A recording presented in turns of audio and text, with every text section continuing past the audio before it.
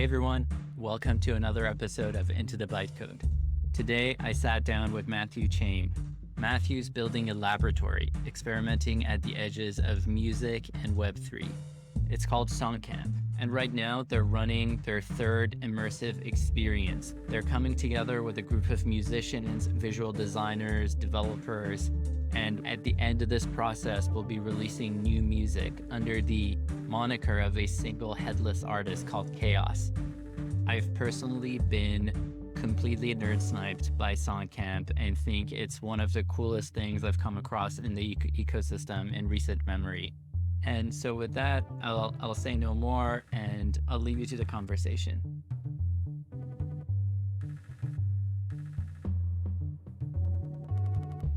Songcamp, we call it a Web3 laboratory experimenting at the edges of music and this new internet. And so we run things called camps twice a year. And our camps are like the flagship experiments that we're running within that laboratory. And they are kind of, the birth child, the smushing together of a songwriting camp mixed with a Web3 hackathon. That's somewhat of like a sort of watered down version of what it is, because it's not just musicians and devs, but it's kind of runs the gamut on different mediums. Like we have a visual team, we have a podcast team going, we also are doing writing. So it's kind of covering awesome, a lot of, by the way. I've listened to both episodes. Oh, sweet. Wow, you've really gone down the rabbit hole. I love it. Oh yeah, no. It's a very so fun podcast. Like even and I think there's this bit where it's like recorded voices from a whole bunch of people who say chaos, and it just kind of like puts you into like, oh my God, this is the thing. Yeah, those are some of my favorite moments, the murmurations that Levi on the Chaos radio team has been devising up every week during our like camp-wide calls, which have been super fun. They're the even further evolutions of what we're creating. So for instance, like when we say like, we create these cohorts to go and do these experiments, it gives artists the freedom to create and also create new collaborations with new people.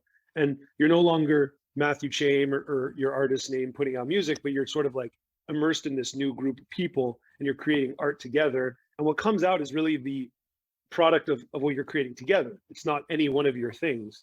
I think in like the Web 2 world, I experienced songwriting camps. It's one of the, like, they really opened my eyes to my creative potential. And that's why I sort of carried that name into this project. But they sort of stopped at the creation phase. We sort of had this creative explosion, but then none of that, like the artifacts of that explosion would come out into the world. More often than not, they would just sit on hard drives. How does a songwriting camp in the old days work? So we still run this way in a lot of places, but and like they're a lot of fun. I mean, going to an IRL songwriting camp is like one of my favorite things to do. And like the ones that I've been on, at least, there's kind of different forms. Some have like specific goals or whatnot, but the ones I've been on have been pretty open-ended in that they just curate a group of artists and producers, songwriters, vocal artists. And, let's say for the one I did that really impacted me big in 2017, it was a destination camp in Nicaragua. And we had a week where we worked Monday to Friday. So we had 5 days, and each day you were paired with a new group of people, and you'd sort of, each producer had their own studio, and the vocal artists and songwriters would sort of shuffle around, and every day you'd be in like a new group, and you'd have that day, morning to evening, to create a song. Maybe we had like 10 hours. And back then I thought that was like an impossible feat. I was used to working only in Montreal with like a select few producers, and we would take like weeks, if not months, to create anything. But here it was like thrown into a structure of like 5 days, you're going to be a part of creating 5 songs. Wow. And I was like bewildered by the fact that we actually did that, and amazing music came out of it. But then we sort of all went our separate ways. And while we were really excited about the music, and I thought all that music was going to come out naively, 99% of it never made it out in any sort of commercial release. And I think for a few reasons. One, it gets stuck in this thing we call the music industry, and splits and pubs and labels and blah, blah, blah. But the other one is sort of this conditioning around what the artist looks like. And this kind of gets to more of the question you're asking about, this personified chaos that is like this headless band, is like, I'm sort of motivated or incentivized to create music that I'm going to put out under my own artist project so that I can get famous, so that I could actually live off of my craft, And if I make this song on a songwriting camp, that doesn't really sound like my sound anymore. It sounds like my sound crashing into all these other people. I'm like, I love that song, but like maybe I should try and get it placed in the music industry. I can't put that out as Matthew Chaim. It's too weird and too out of left field for my brand. here we're sort of like becoming free away from that thinking, because not only are we creating in this explosive way, but we're also like releasing it as that explosive collaboration.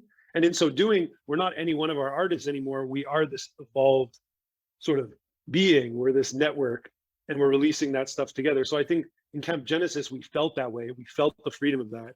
In Camp Electra, our second camp, we started to move more into that because we created this songwriting camp, and it sprouted out of a world, a lore, and a narrative that we built in this fantasy world called Planet Electra.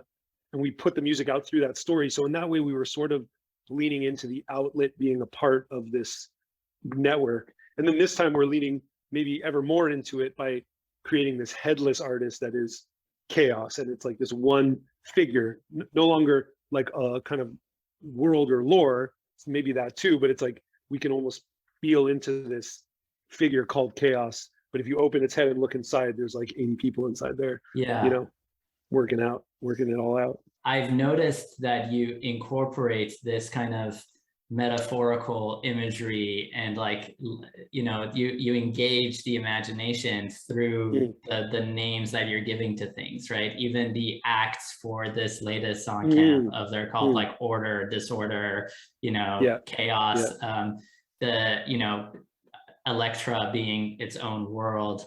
Is that something you're doing intentionally? Like, you could have very easily called this camp, I don't know, season 3, and these act 1, 2, 3, 4. Yeah. Yeah. I don't know. Maybe it's a balance of intention and just naturally. Like, I also spent a lot of time as I was like pursuing my music career, also doing improv, improv comedy. I got very involved in improv. And so like, I guess in some ways I got used to like telling stories on the fly and like making these sort of things up out of thin air. And I think like in some ways that's necessary in the space of like, it's very ethereal. Everything's very ethereal. Like even when we say like, oh yeah, we're running a camp, we're running like a zeitgeist cohort. It's like, what is that? Like, where is it? It's like, you know, like people like Discord, like what is happening? Where is this thing? You can't like grab it almost. Totally. Putting a clean label on things limits them by definition. Totally. Yeah. It sort of like constricts it. But in some ways we want to create these sort of like containers to orient ourselves in this like vast space. And I think that's what we've learned over doing these projects in Songcamp, is like by giving people a sense of sort of where they're at in a project, a sense of like the container of space, the team that they're working with, the times that they're working in. And I think by giving it its like own glorified, you know, scale of time, like acts, or its own like, you know, spaces with these teams that they're on or what have you, it helps like orient people and feel like they're really a part of something, and they could and they know that what their role is within it. And then the other part is just maybe on the more like the other side is just, yeah, I guess kind of just from like an aesthetic perspective or branding, like I just having fun with that. Yeah, I just love like personally like the season thing.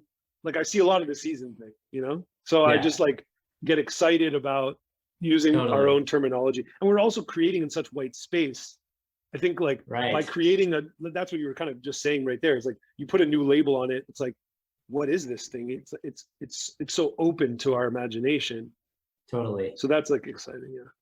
I mean, naming is hard. Calling something season 2 is just, it's just easy to do. And that's what we did for Zeitgeist, because there were 100 other decisions to make in the meantime. For sure. But yeah. I totally resonate with what you're saying. And especially when we're like kind of, I mean, if you are trying to go into unexplored territory and explore the space that hasn't been explored before, using this more imaginative language can just be an aid to that process, right? It's like, I think images pack way more kind of like information in them than like clean labels do. They touch something in your heart and spirit, right? I think like also on this point is like something we spoke about as we were designing Camp Chaos was like, there's kind of this analog to, you know, Camp Electra was almost like us putting on VR glasses, right? We were really going to this other world, this fantasy land called Electra, where music is energy and this planet is dying and we have to go there to save it with our music. It was like fully diving into the lore of something. So it's like we were putting on VR glasses, going to another world. And then for Camp Chaos, we decided, what if we, instead of put on VR glasses, we just put on like AR sunglasses. And we like stayed in Web3 land because just the process of what we're doing here, there's lore. It's crazy here. enough. Yeah. Yeah. Like we don't need to go away from this. So we decided, let's just like soak this like fragrance of lore in everything we're doing rather than needing to go to this other world. So we're still like, we're building this headless band. It's in Web3.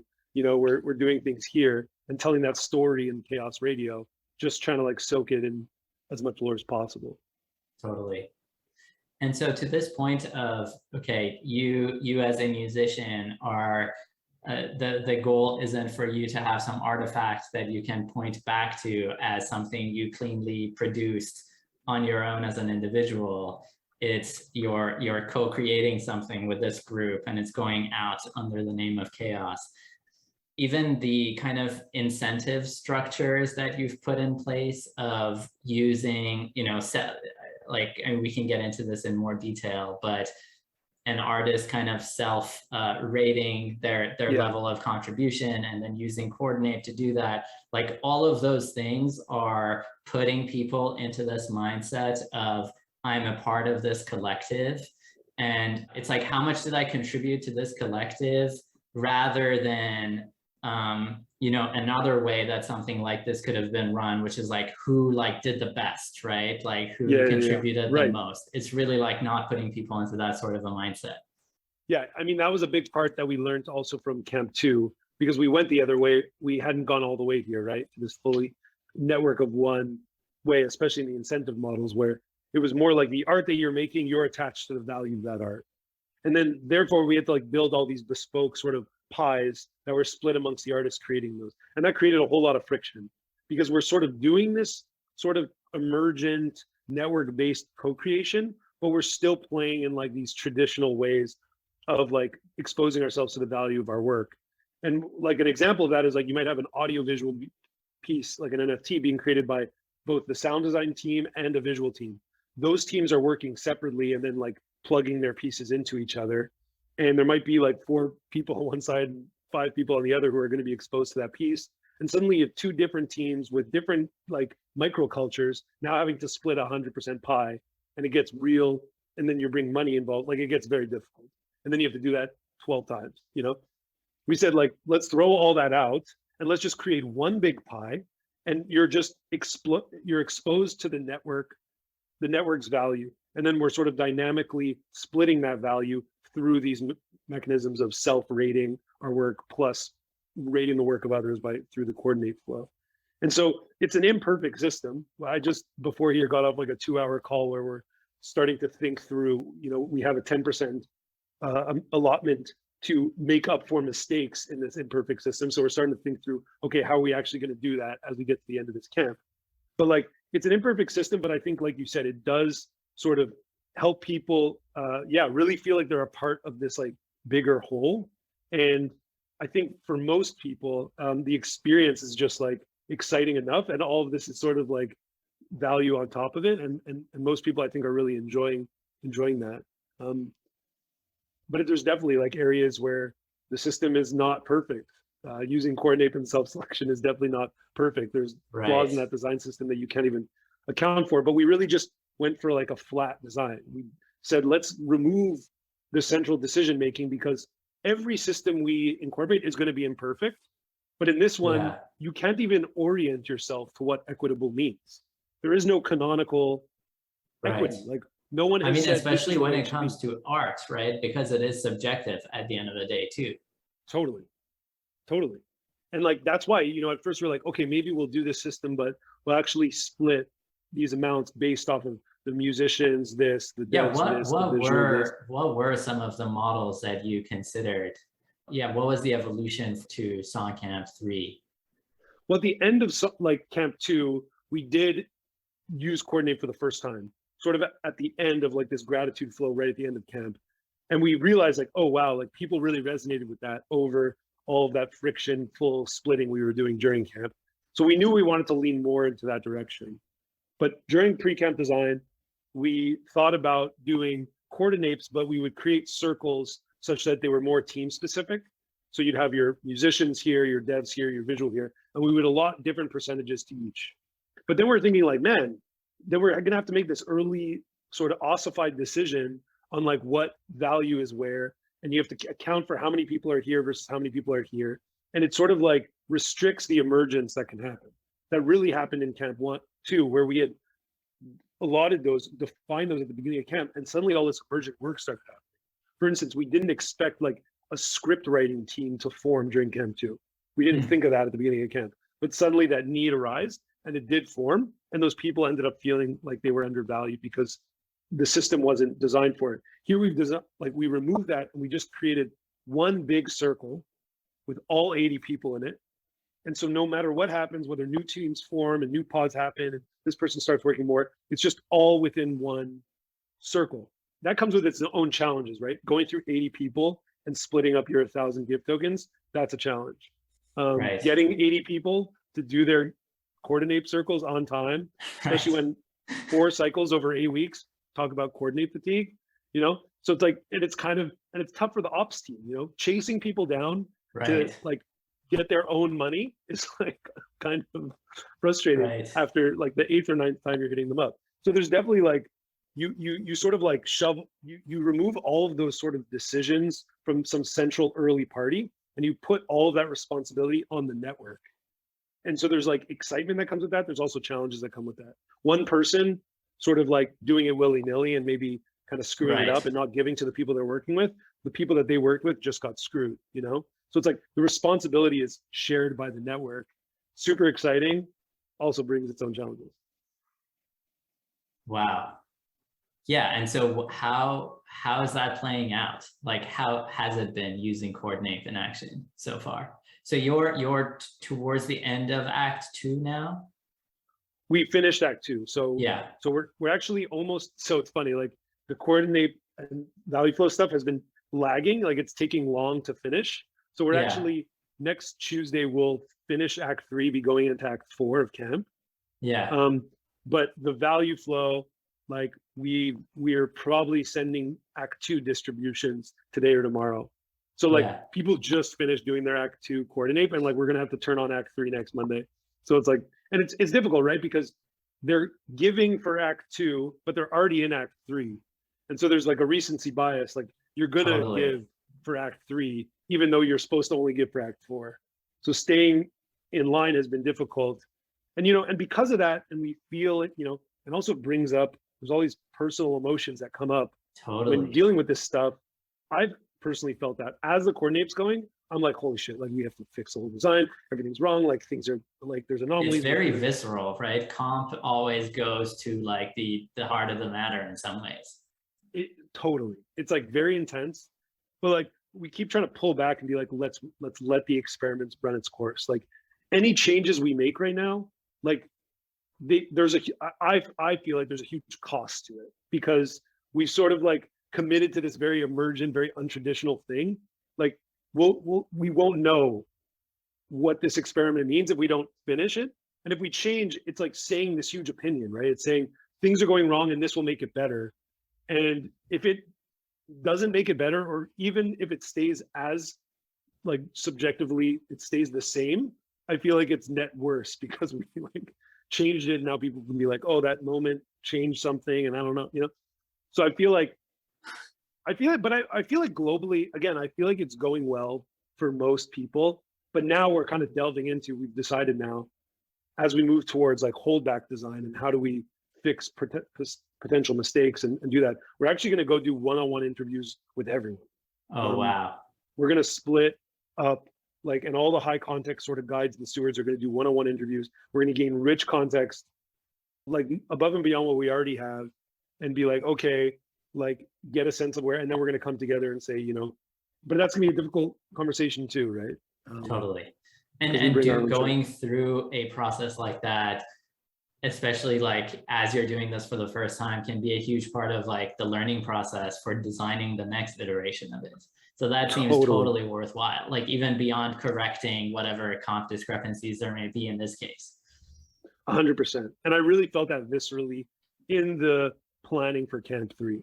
I would say, like, ironically, Camp Chaos is way less chaotic than Camp 2. Like we learned a lot. And I remember during camp 2, I was like literally a chicken with my head cut off for most of it. But I just kept feeling like, okay, we're learning so much. We're learning so much. I was like holding on to that. We're learning so much.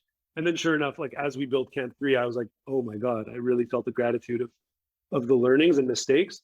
So we'll keep that going forward for sure. That's really cool.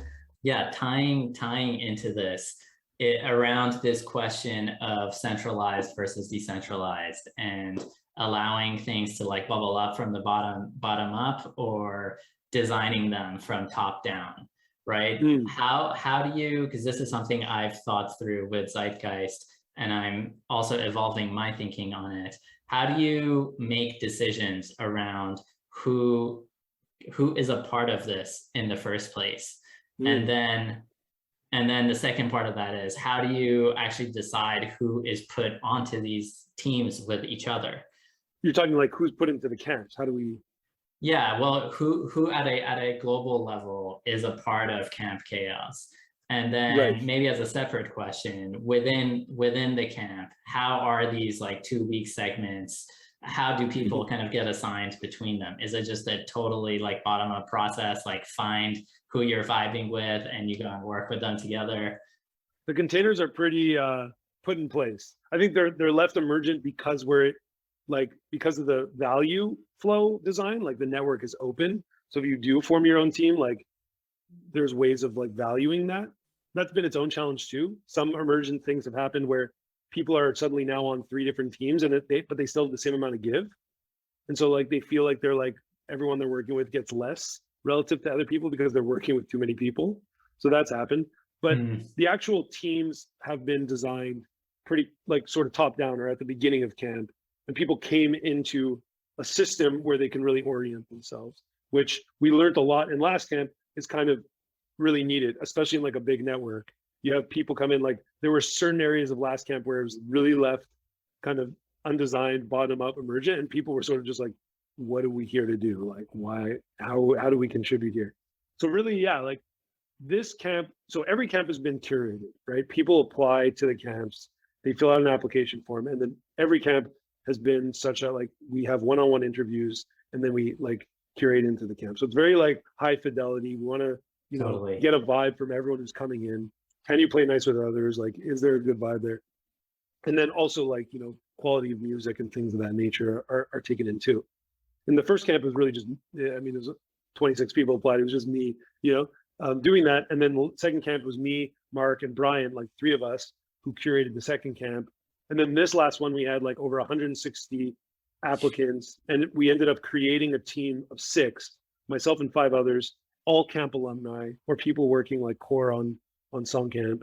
I think it was like 2 of us were from both camp 1 and 2, and then the other 4 were from camp 2. And we formed like the curation team. And we sort of divvied up these people, especially on the music side. The other teams, it was sort of like a shared experience of going through our list. We also had to do a bit of outreach. There's way more musicians in our community than there are devs. So that it was a bit of a different flow there. But for the musicians, we sort of split that all up, created short lists based off like music and catalog and stuff like that.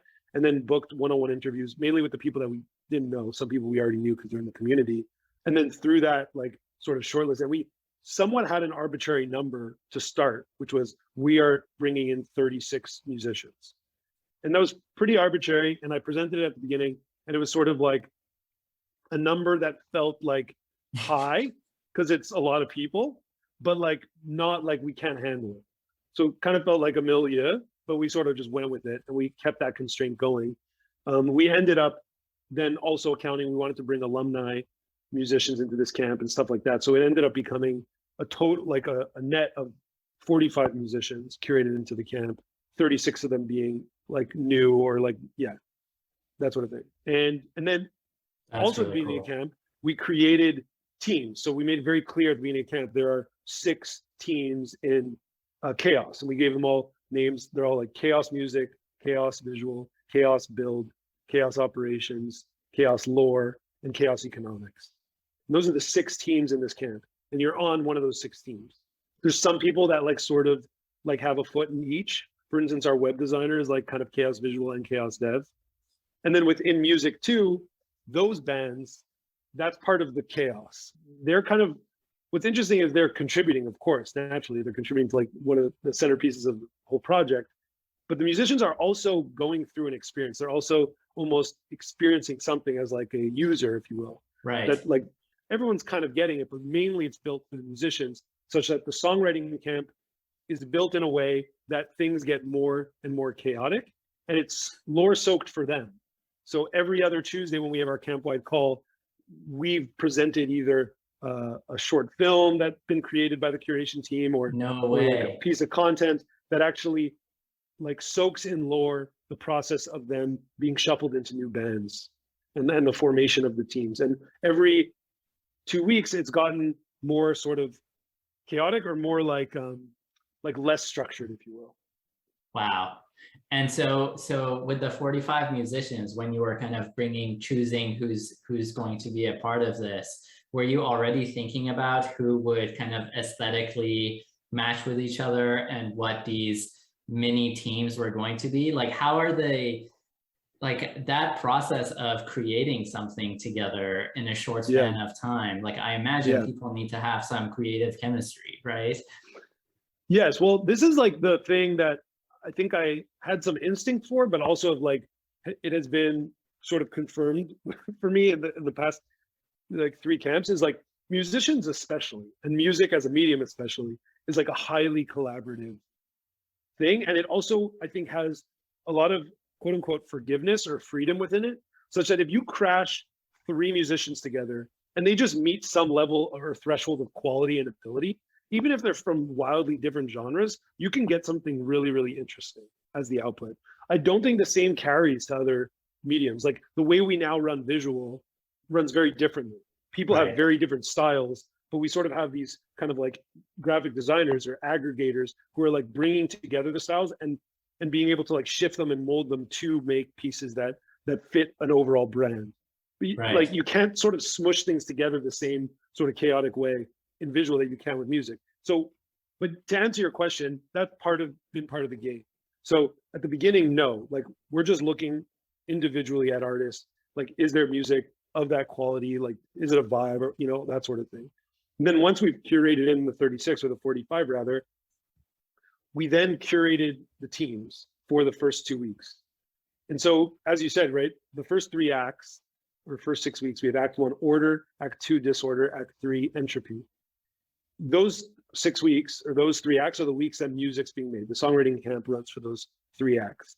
In the first act, order, day 1, you were given your team, curated by us, the curation team. Sort of like, we are making the decisions, and we did try and gel people together that we thought would aesthetically fit.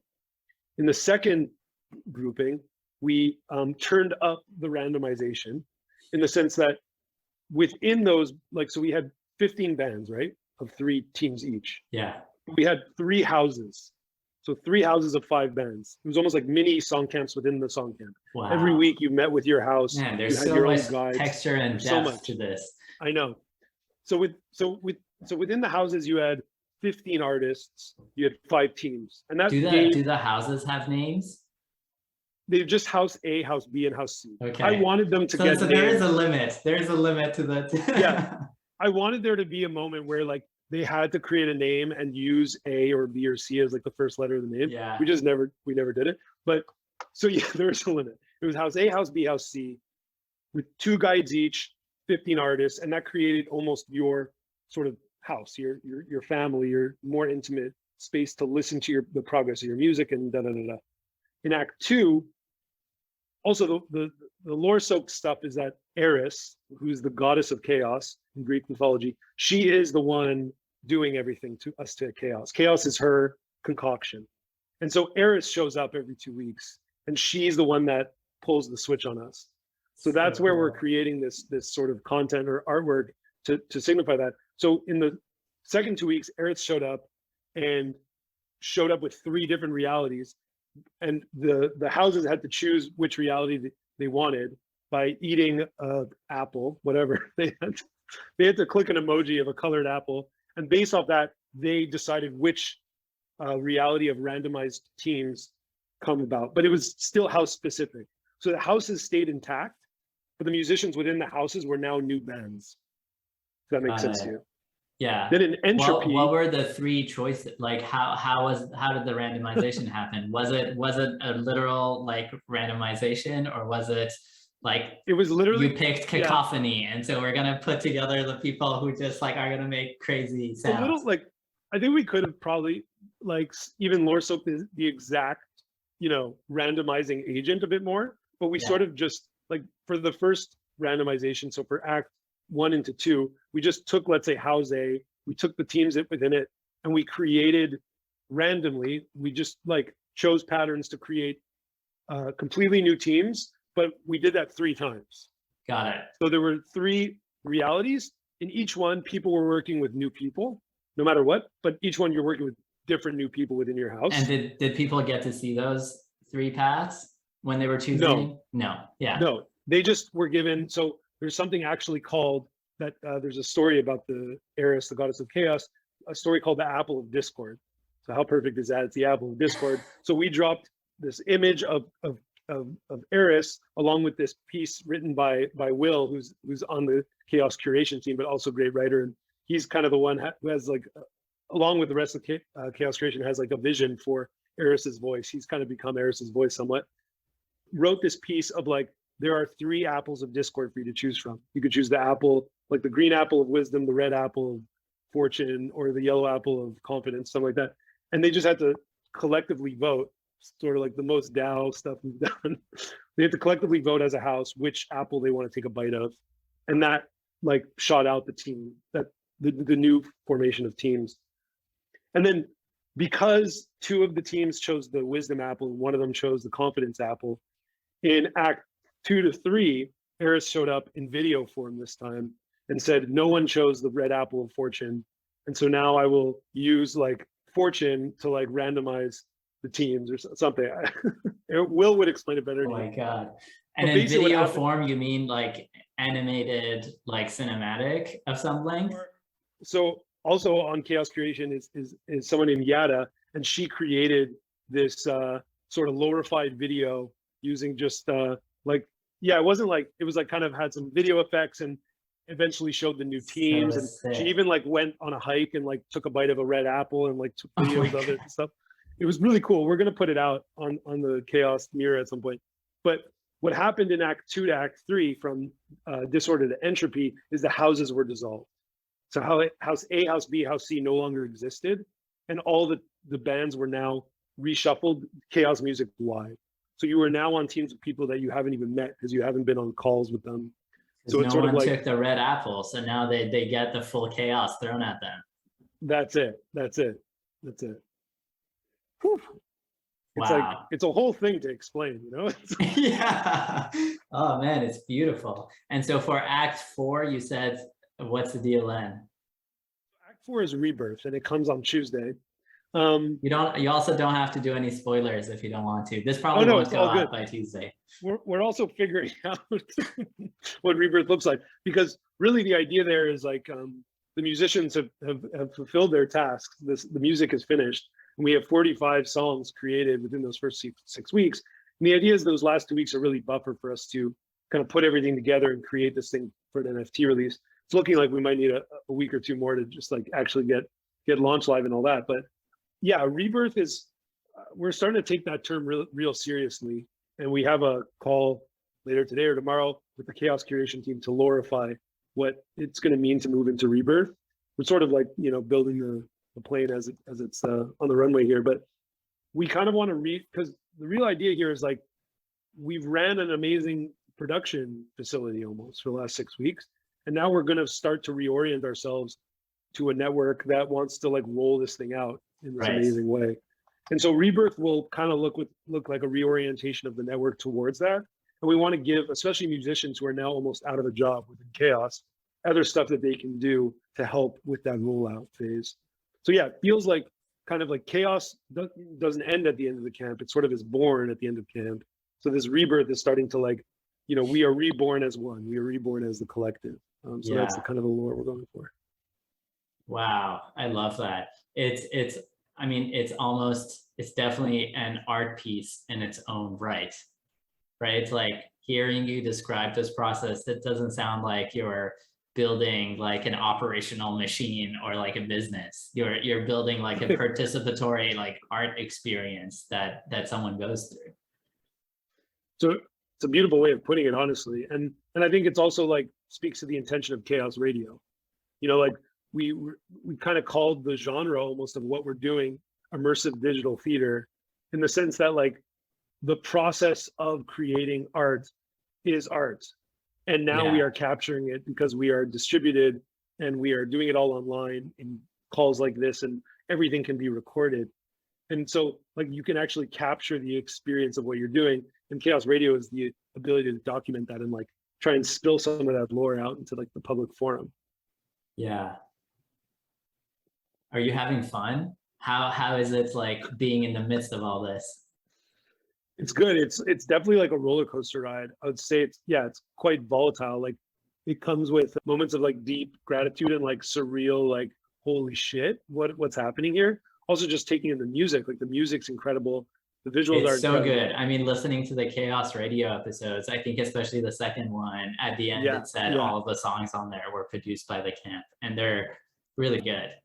Yeah, and we're also starting to do, today we're having our second Chaos Spaces at 6:30 Eastern, and we're starting to just like bring on some of the participants to talk about their experience and also play 2 or 3 songs during the space. So slowly teasing them out. What's also cool is we're starting to see now, especially, you see like all these different teams creating all this different stuff, but we haven't yet seen it all come together, right? Really like especially the dev, the visual, and the music. Like they're all working on their own, and then as they converge and like plug in, I think it's just going to be like, oh, wow. Like, I can't believe we collectively made this thing. But also to answer your question on the feelings, it also comes with like crazy amounts of like intensity and overwhelm, and just like trying to make sure, you know, and also recognizing like, even though it's a much flatter camp or network than our previous, like I'm still very much a central node in it, but we have way more central nodes, which is wonderful. I get to work with more people, and also learning to like, you know, let go of areas, right, that I previously held on and did myself, and learning to do that and really like, sharing the kind of experience of it all. So it's definitely a wild ride, and learning a lot as we go. I believe it. How do you think about this question of this being a digital gathering versus incorporating IRL ingredients? Because one of my experiences with coordinating Zeitgeist has been, so to this point is primarily, it's like really been only virtual, right? It's like Discord calls, gather towns, like that's the whole vibe. But I've really like started to appreciate that IRL is like, it feels like very underrated. And even, you know, when there's someone who's in Zeitgeist who's passing through town and we just get together for lunch, like that hour-and-a-half long interaction totally changes the dynamic between the two of us. For sure. Yo, dude, I feel that hard. I mean, MCon last year was my first time going on like to an ETH, you know, conference or whatever. Too. Oh, you were? Yeah. Oh, missed you. Well, next time we're gonna have to meet. And it was my first time. Yeah, MCon was my first time meeting Mark, who I work with closest at Songcamp, and he's been around, like he's been part of it since the very beginning. And so like, you know, that was like really impactful to actually get to meet in person. And since then also like NFT NYC, we had like an IRL like studio who you like rented. We got actually, I just tweeted from the Songcamp Twitter, and like someone gave us a studio in New York for like the day, and we got a bunch of people together and we just like made some music, and it was so powerful. So I think IRL is definitely very, very much in our future. And like, really excited to plan stuff like that, because it is like a whole different fidelity of experience. Totally. How I'm thinking about maybe weaving it in for the next iteration of Zeitgeist is to start with an IRL.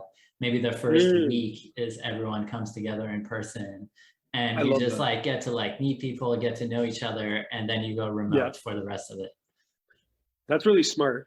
And we've said it so many times on calls and stuff, especially with the ops in Camp Chaos, because like so many of our problems and challenges in the camp would be relieved if we were just like all at a camp in real life together, just meeting at Flagpole every day to go over stuff. Because like when you don't have that, you have to rely on at everyone in Discord or emails or forums or this. And it's just like, you're Totally. playing like the push notification game because you're not in the same room. And so, yeah, would love to see what a camp looks like. Totally. 8 weeks. Something that in a meaningful way merges the digital and the in-person. I think there's probably a lot of room to explore there as well. For sure. Yeah. Another thing I've been thinking through is how do you think about like the contributors to Songcamp? Is this their full-time gig for this period, or are they people who are contributing in some way? Because I think, especially in the crypto space, there's a good amount of like side project energy that you can plug into, right? Yeah. And then especially if you're running something that's on a timeline and you want people to come in full time, then it has to line up with their life, right? And that's just kind of like narrowing the spectrum of who can participate. Totally. Yeah. Well, at the beginning, I mean, of course, it runs a spectrum, right? There's people like myself, it's like kind of 24-hour, just like focus. And then there are people on the long tail of like committing very small amount of time.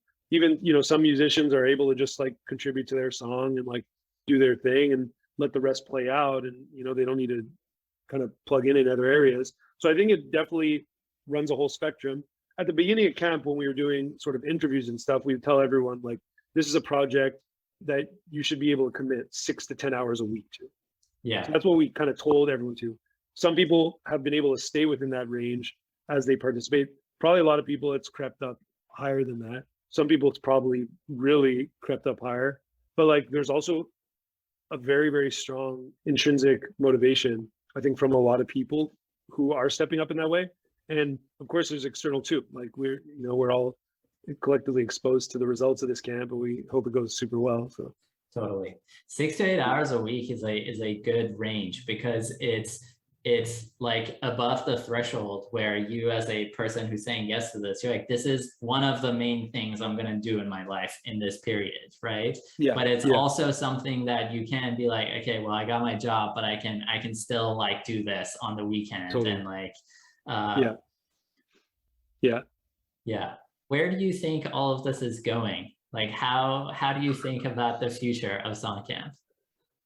It's a good question. Yeah, I think it's been a lot of fun in not necessarily having that all mapped out. That's the beauty of like this micro macro almost, of like the camps have like very clear output goals and like a very clear sort of like constraint and container to do things. But when you zoom out and look at Songcamp as a whole, it's sort of like we have this which is run like experiments at the edges of music and Web3. Right. But there's not like even a declared why. It's sort of like the why is like curiosity, artist empowerment, freedom. Like it's not like to get to this thing. And it allows us to just have these stepping stones of camps to just keep exploring and like create sort of weird hypotheses. I think for me, and you put it so beautifully about like what this is, it's this art piece almost, this immersive experience. Like I am fulfilled by this as an artist. I'm able to, like today I have a session with a producer who I worked with a lot when I was fully focused on my own artist career. We're only plugging in together for an hour because I just don't have time outside of it. But the reason I'm now able to do that and still be gratified is because my creative muscles have not atrophied. Like I feel like I'm using them in this project. So to me, like that's the goal, is just like to keep making art and it to feel like making art.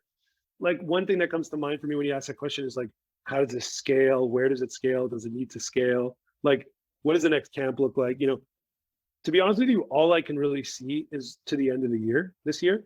And what that looks like is Camp 4 in the fall. And so I'm starting very, very 1% bandwidth, thinking, what does Camp 4 look like? And then also, what does the Songcamp network look like? I tend to stay away from the language around DAO to refer to it. Again, kind of what we were talking about labeling things. Like, I feel like there's some sort of cultural constricting around the term DAO now. And I almost like to keep it open canvas. So I've been playing just with like the network. What does the Songcamp network look like? So we definitely want to look at that later this year. And with that, probably coupled with it, will be a Camp 4 in the fall. And just like to share some of my early thoughts about it. I have no idea if it goes this way. Maybe it goes the exact opposite. But one question I'm asking myself is like, what does a camp look like with 1,000 people?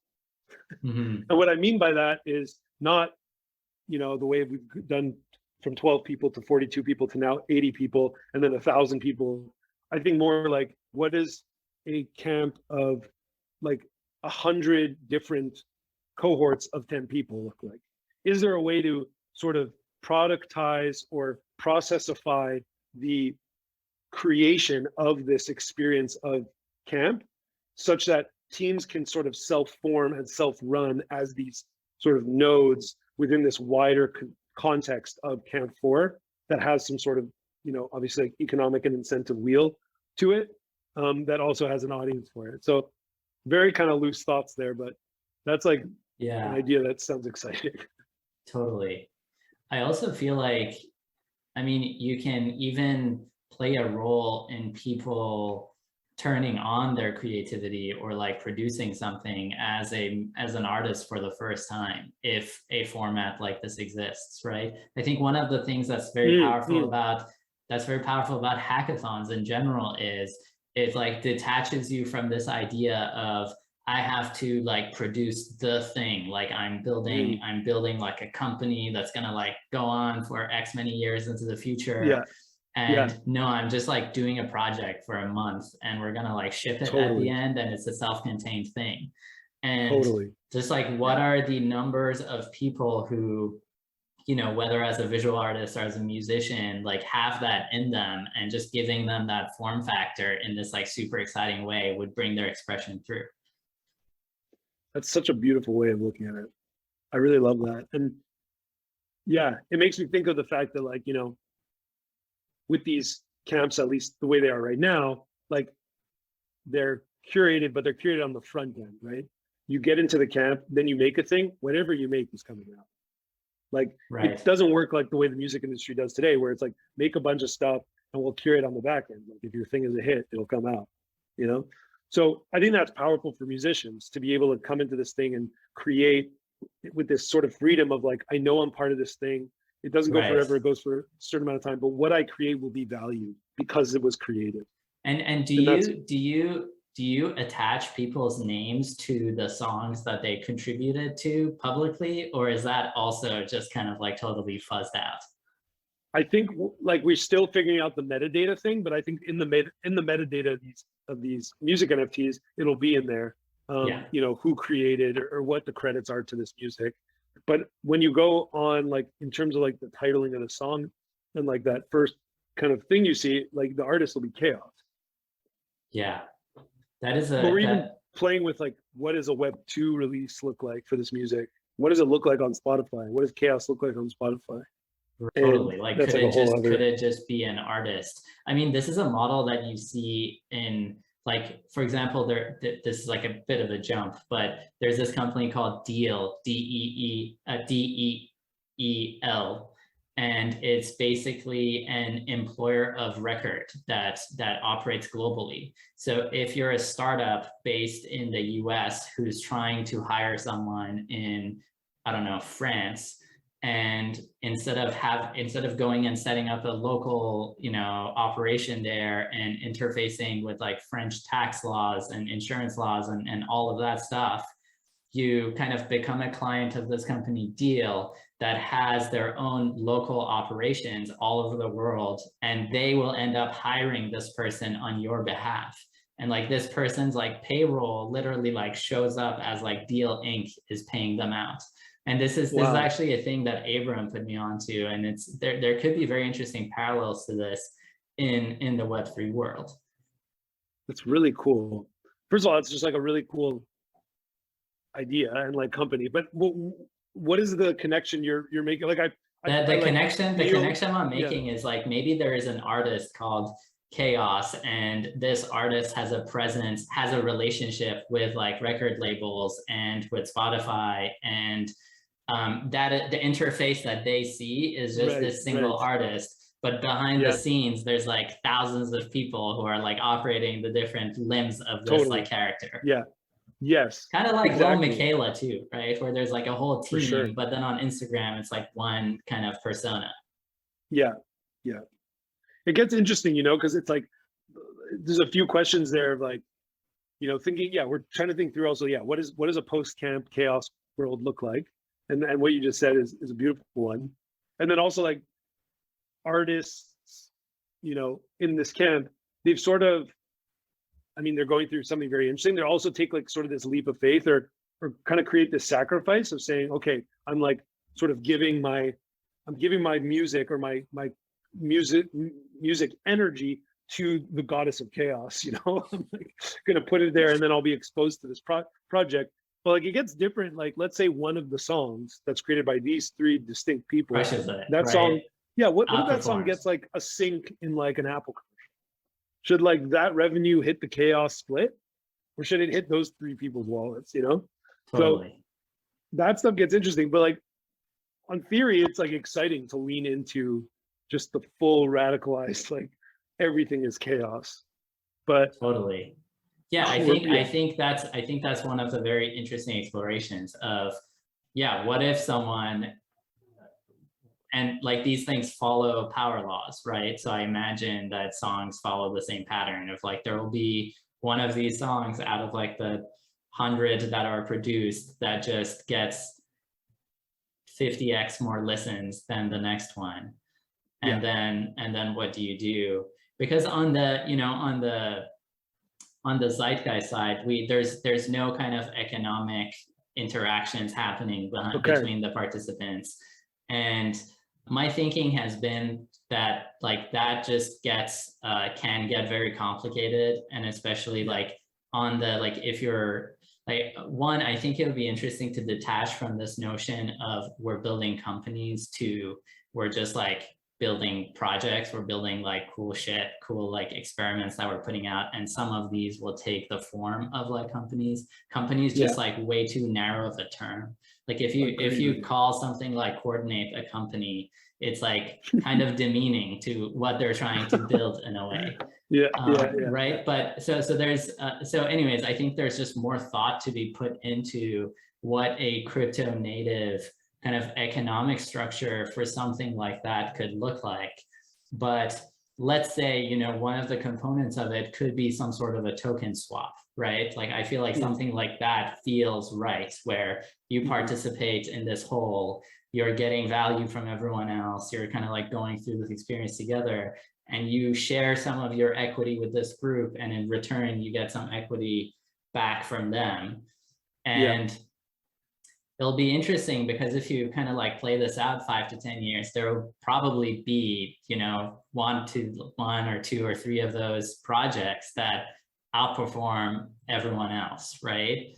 And if you kind of put that question to people when they're first beginning that journey, how do people think about it? And I think it hooks into something interesting in the psyche of each individual person, like how they kind of reason about that question. And I also feel like there's something, like I think there is something just beautiful and poetic that we're doing here, like thinking of it on purely business terms is losing something very meaningful in this whole equation, right? Like where you're not like exchanging your tokens or your equity because it's a good business move, but because you're like going through this experience as a collective, and you're gonna like help each other out and everything like that. Yeah, for sure. I agree. It's almost like like in that sense, like the token swap exists as like an excuse to care almost. Or not an excuse to care. It's like you already care. And it's like, how do I say this? It's almost like I relate to it in camp too. I feel like what we're trying to build, when there's no money involved, things are very exciting. Let's say remove challenges of life and all this stuff, right? Like for instance, in camp 1, we had no expectations, right? We were just 12 people in a Discord wanting to make cool shit. So there's no friction. We just went and made cool shit, right? As soon as expectations and money and all these things came into camp 2, friction arrives. We almost want to share in the value that we're creating, but keep it as if it's like camp one and we have no expectations and there's no money involved, because Right. that keeps things clean. So it's like, how do you stay completely aligned to what you actually want to do, what you actually care about, and also introduce money? Yeah, and I think solving for that like spirit of play is very much like at the center of it all. You know, it kind of like I was tweeting this the other day because I was listening to the music from Act One and Act Two, and I was like, man, I feel like I could hear the fun people are having in this camp in the music. Yeah. Like it just sounds fun, you know, Totally. and that energy seeps through the like artifacts of that. They're artifacts Totally. of that, you know. Yeah. Totally. Well, man, it's super fun talking with you about all of this. I'm beyond Really? excited about what you're doing.